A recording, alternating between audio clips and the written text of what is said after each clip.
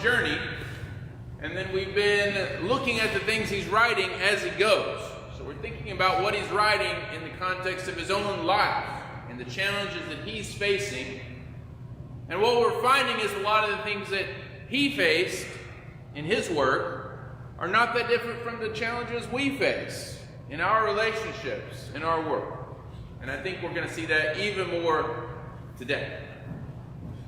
Now, the last couple of weeks, if you remember, Paul has been in prison. He was on his way back to Ephesus from Jerusalem. Ephesus in what's now Turkey. So he's on his way back because he had started to work there. It was going well, but he had to leave. He's headed back over land and he gets arrested. We don't know the details, but it's right there around the city of Colossae. And he wrote maybe 3 letters from that prison.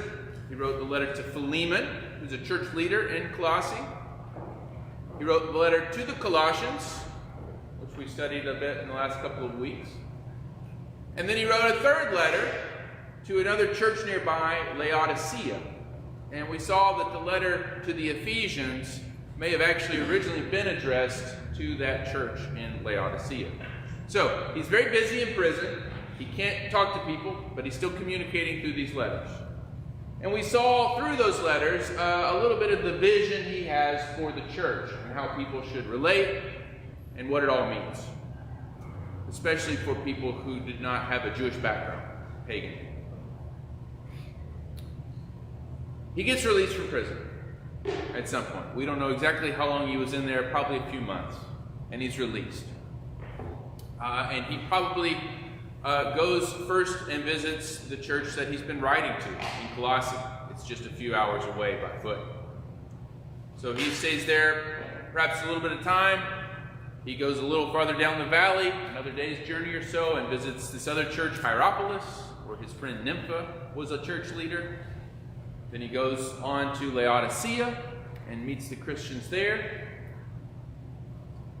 There's a hot springs right around there, like a healing bath. I would imagine if you've been in prison for a few months, you might want to take a few days and heal in the baths. It doesn't say that, but it's right there. It's possible. But Paul is driven, so he doesn't hang around for a long time, and he gets back on the road and goes the next little bit of the journey to Ephesus, which is his goal. Now, we'll come back to Ephesus later, but it's he has some good success there. In fact, as he's still on the road, according to Acts 19, he meets a group of people and begins to convert them. So, very successful. But it's from here that he actually receives, he writes a letter to the church across the sea in Corinth. So Corinth is across the Aegean Sea. It's in what we now call Greece. So he's in Turkey.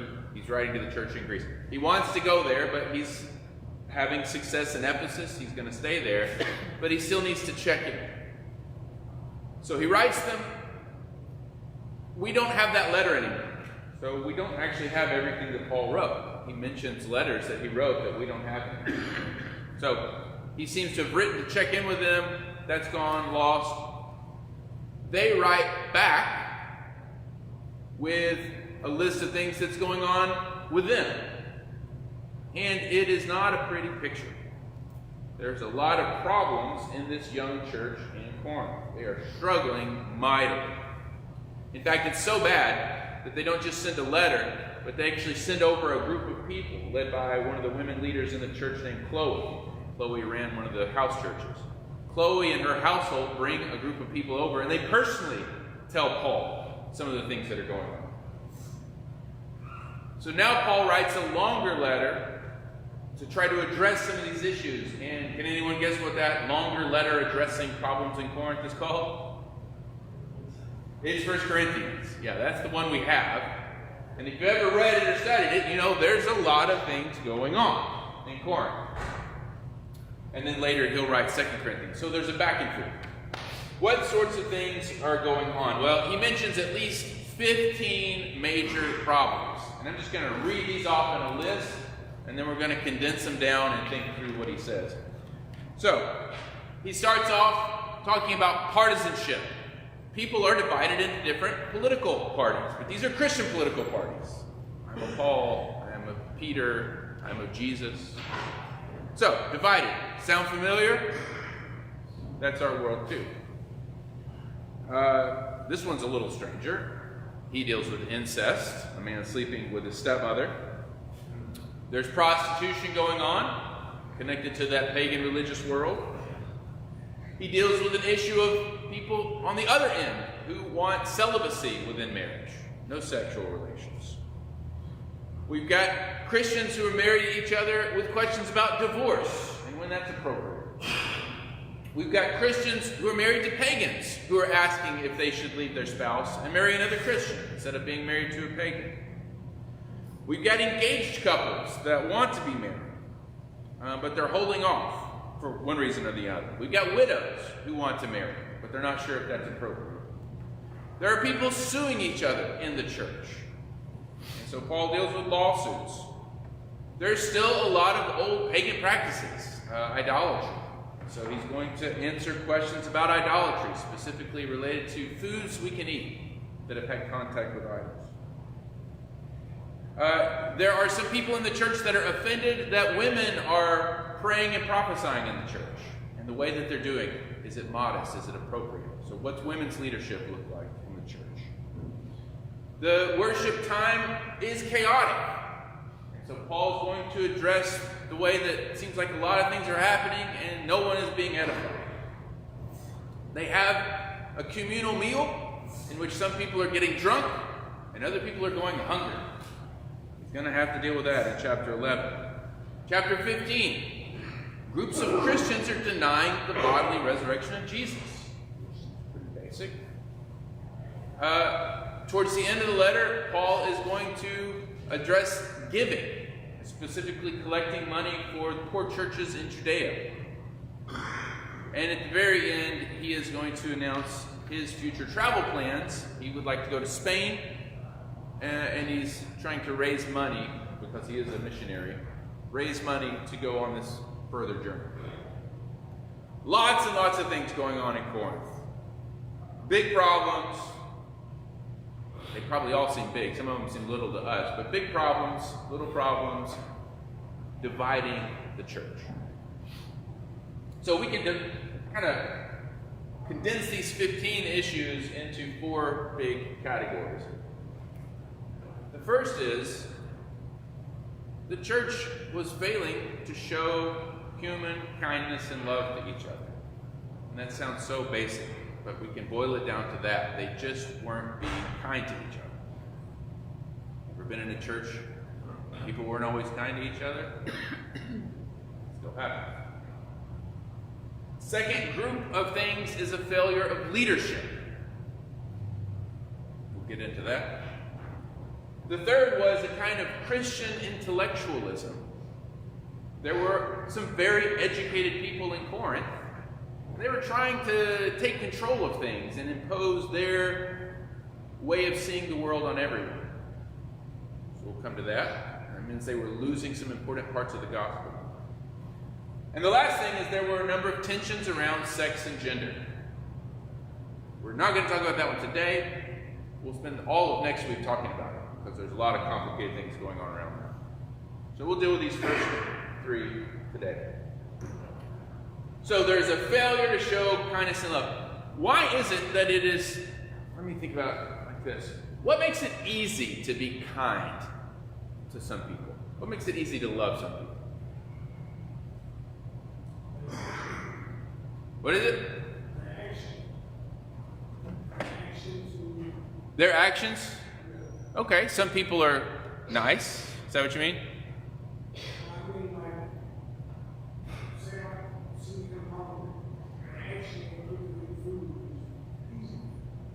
Oh, it's easy to help someone who's in need. Is that what you're saying?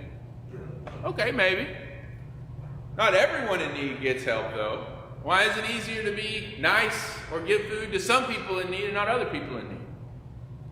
It's easier to show kindness to someone who's already showing kindness to you. It's harder when someone gives someone who's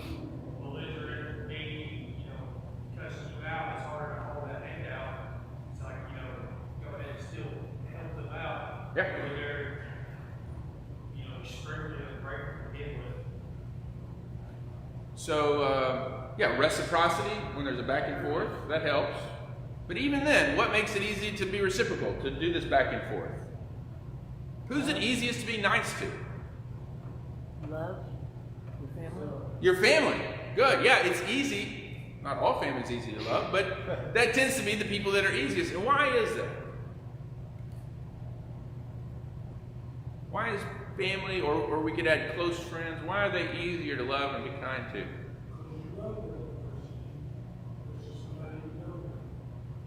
Yeah, you do, but why? You're feeling that love back in some way. You know that there's going to be a time that'll come up in your life where they'll more than likely help you out too. Yeah. Sometimes you associate with people that are kind and have the same attributes you Have the same attributes as you. So family and close friends are often people that are like you. I mean, family's a lot like you. They're related to you. Is it easier to be kind and loving to people who are like you in some way, who you can relate to? Is it easier to be kind and nice to someone who speaks the same language as you? Yeah, a lot of levels. Is it easier to be nice and kind to someone who has the same background as you? You can kind of relate to their history. And the flip side is, it's harder to be kind and loving to someone who's different from you. Jared? I kind of feel like I don't feel like it matters whether they like you or they got attitudes.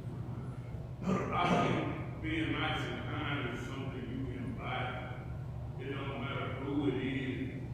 If that's who you are, then that's what you give off. It don't matter who you encounter.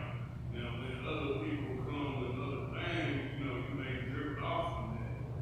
You might have to get them a different side of you, but I feel like that's just, if you really nice and kind, that's just who you are. You're not picking and choosing who you want. You're right, and that's where we want to end up. That's who we want to be, is someone who is just nice and kind impartially. But let's be real for a minute. It's easier, just look at the world, look at history. It's easier for white people to be nice to white people and black people to be nice to black people. That's how the world has been. It's easier for rich people to love other rich people and for poor people to relate to other poor people. We can slice it up. It's easier for Republicans to be nice and kind and generous to other Republicans. And it's easier for Democrats to love and be understanding and kind to other Democrats. Omar? Ain't that favoritism? Yeah. And I'm not saying it's a good thing. Who made it? Who started it? Well, people. I'm just saying, Right. who said that's the way to be? Well, I don't think any of us would say it's the way it should be. But the facts are, the reality is, that's how it often is. What were you thinking? I was just gonna say, just because it's harder doesn't mean that it's like a thing that you're thinking consciously. In some sense, if you have someone who just speaks a different language, that's just a bigger barrier. Right. So it's not all of it's inherently. Yeah, it's not that I'm trying to be mean. But it means that it requires an extra step or more. It just requires more energy to be kind to other people. It's a good way to put it. It takes more work or more energy. Greg, give us some wisdom. And I think also, for family and friends, you're mostly tied to them. Yeah. So you're going to give do a little more. Yeah. Than the stranger. I'm going to be a little more forgiving when someone I can relate to messes up or says, when this group that I don't like says something, I'm going to be on top of it. What terrible people. Just look at that. When my group does it, I'm going to go, well, there's all these, there's reasons for that. Does that make sense? It's not the way it should be. It's just the way that it is. Now let's look at what the city of Corinth was like. This is in 1 Corinthians 1.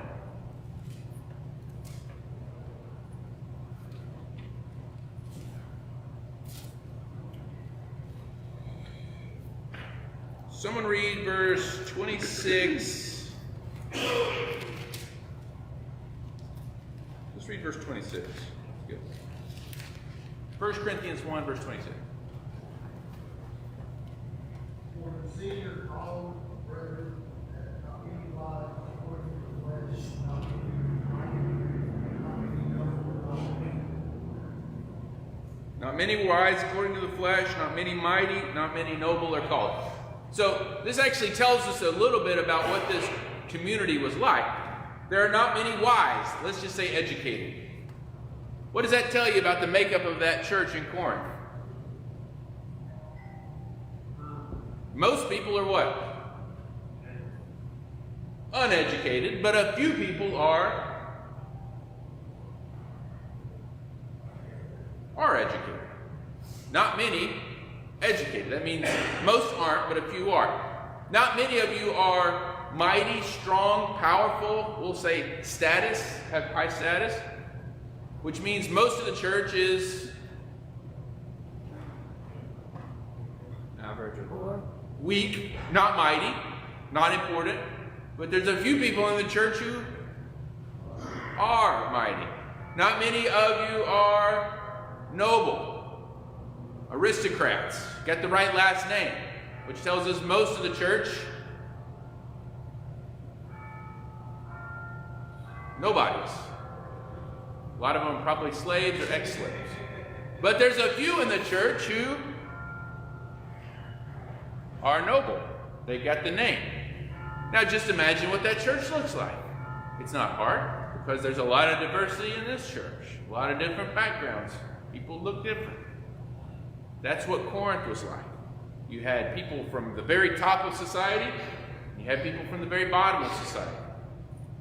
You had people from different ethnic backgrounds, both Romans and Greeks. Even though Corinth is a city in the country of Greece, about 100 years before this, all the native Greek people had been conquered and expelled, and it was filled with Roman veterans. Just imagine all these veterans with like tattoos and guns and Roman veteran culture is coming down in the middle of like Greek culture. So you got these people from different ethnic and cultural backgrounds together, different social classes, different levels of education. It's not a big group, but it is a very diverse group. And what happens, I think Nathan's right, is not that people are trying to be mean to each other, but it takes a lot more work to cross those boundaries and those divides. And so we end up with a church that's struggling to love each other and be kind to each other because they're so different. People have a hard time relating to each other. But there's a common denominator to all of that, Okay. which is those that believe in Jesus Christ and those that either are indifferent or don't. So those two groups, regardless of the makeup of each group, are distinctly different. Would you agree? No, I wouldn't agree. I think they're all Christ believers. That's why they're in the church. But Christ believer, you can be a Christ believer and be unkind. Now, you shouldn't be. Hopefully you're being transformed into Christ, but we're not all there yet. We haven't figured it all out. You got Christ believers who are denying some really basic things like Jesus rose from the dead. They still believe in Christ. They've still been baptized. They're still following him. But they deny something that's really, we would say, pretty basic to the faith, that Jesus rose from the dead. But I would say they're still a Christ believer. They would say they're still a Christ believer. I just really disagree with them. So I think another lesson from Corinth is Paul's not doing that game where he's saying, well, these people aren't real Christ believers. That's a game we play. Paul takes for granted that they're all Christians, that they're all part of the church, even the resurrection deniers. But he's saying, how can we stay together? He's arguing for the truth, we'll see, but he's really concerned with how we can be unified.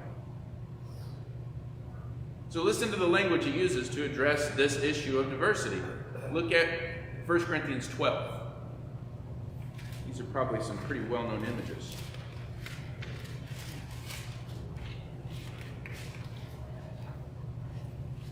Someone read 12 verses 12 through 13. For just as the body is one, has many members, and all the members of the body, though many, are one body, so it is with Christ. For in one Spirit we were all baptized into one body, Jews or Greeks, slaves or free, and all were made to drink of one Spirit.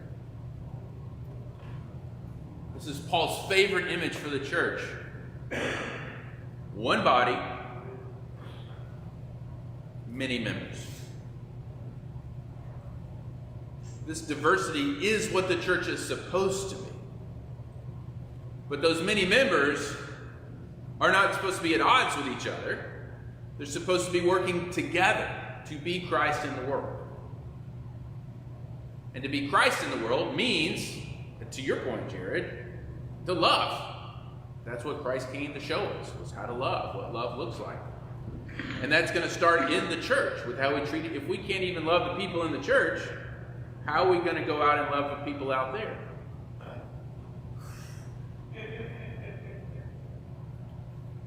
Look at the next chapter, 13. One of the most famous chapters in the Bible.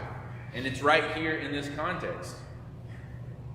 Some of you probably know this, and it's just always worth reading.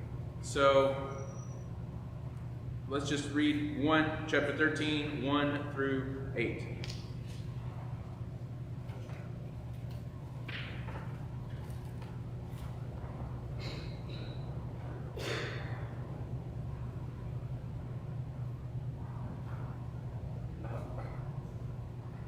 If I speak in the tongues of men and of angels, but have not love, I am a noisy gong or a dangling cymbal.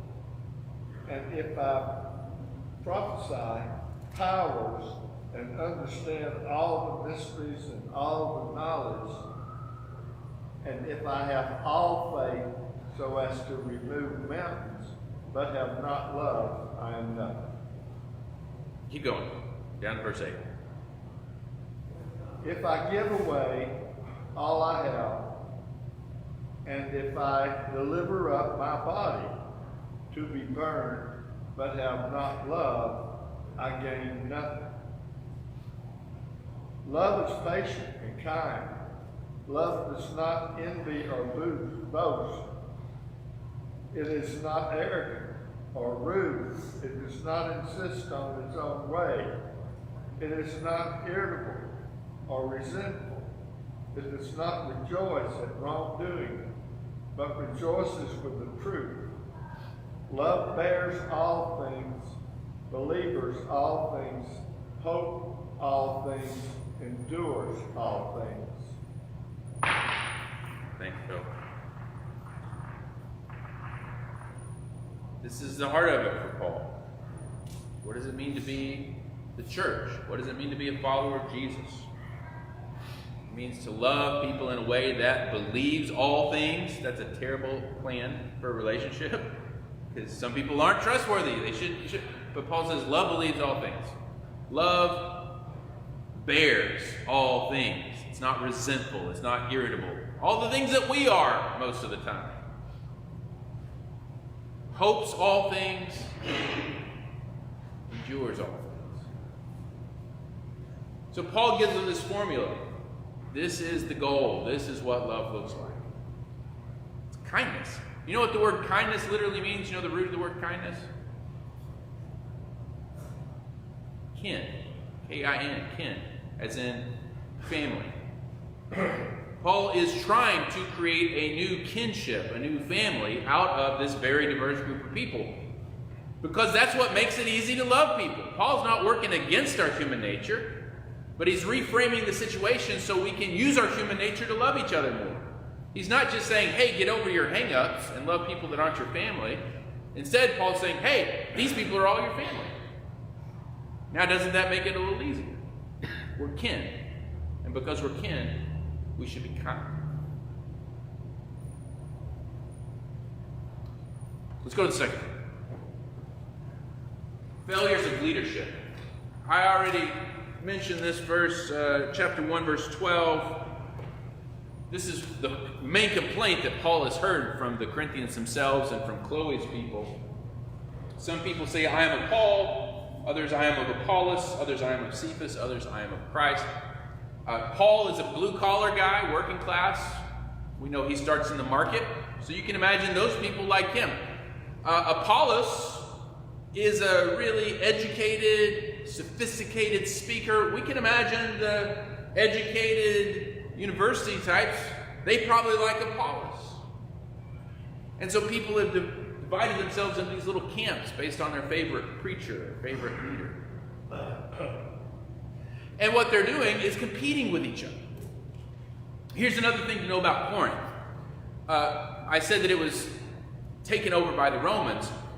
And that means all of the old systems were just cleared away. All the old family names were thrown out. All the old bank accounts were thrown out. And Corinth became this place where you could have a fresh start. If you had some money, you could get some status. Now in other places, status comes with like your family line and stuff. But in Corinth, money talked. Or education talked. It was more, we'd say, more of a meritocracy than a lot of other cities. Which means people are competing with each other all the time for status. They're always trying to climb that success ladder in Corinth. Again, not much different from our world. Trying to get the likes. And so it's not surprising that, given that environment, that in the church, once again, we see people competing with each other for status. Except now, it's Christian status. Who's going to be the most spiritual? Does that happen? Or we passed that one? I think not.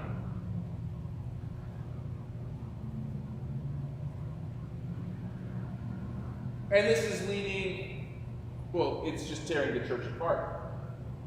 And so this is how Paul responds. Back in chapter 1.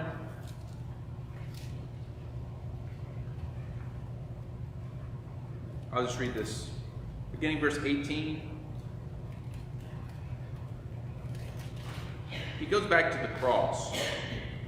For the message of the cross is foolishness to those who are perishing, but to those who are being saved, it is the power of God. For it's written, I will destroy the wisdom of the wise and bring to nothing the understanding of the prudent.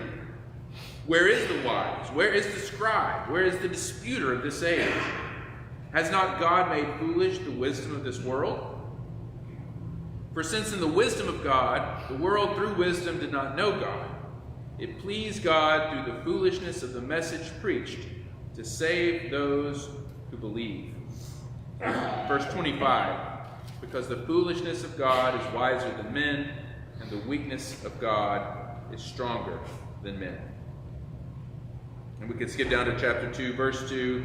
For I determined to know nothing among you except Jesus Christ and him crucified. I was with you in weakness, fear, and much trembling. And my speech and my preaching were not with persuasive words of human wisdom, but demonstration of the Spirit and of power. We can keep going because this is the main theme of 1 and 2. In the face of this leadership crisis where the leaders are competing with who can be at the top, what does Paul remind them?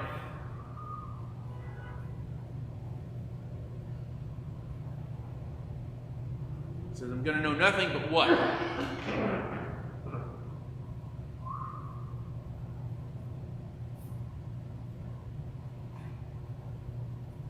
Cornelius? You're going to know nothing but what? Christ and him crucified. Why does he keep bringing the cross up, the crucifixion up, in the midst of this leadership crisis?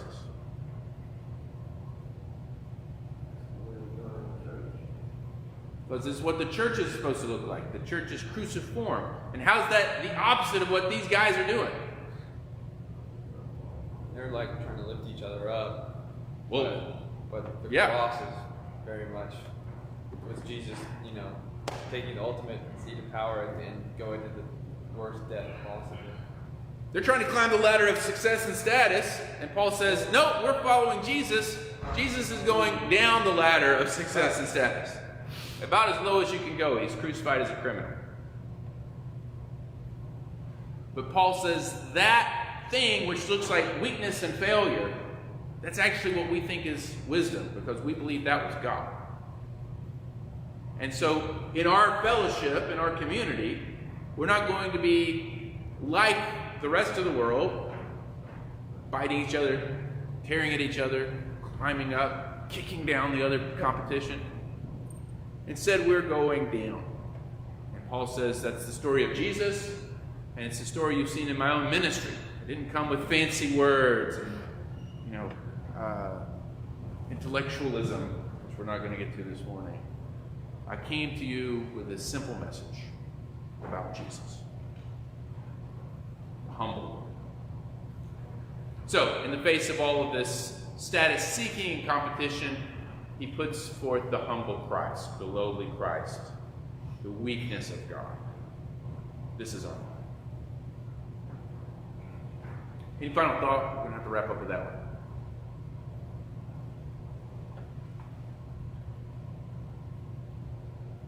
Okay. So, next week we'll start with this intellectualism, which you have a group of people that are valuing the mind or the soul above the body. Paul's going to say, whoop, body still matters. And then we'll talk about issues of sex and gender, which are actually closely related to the body. If the body matters, then sex and gender matter too. So we'll see what Paul has to say about that in 1 Corinthians. Okay. We'll gather for worship in about 10 minutes.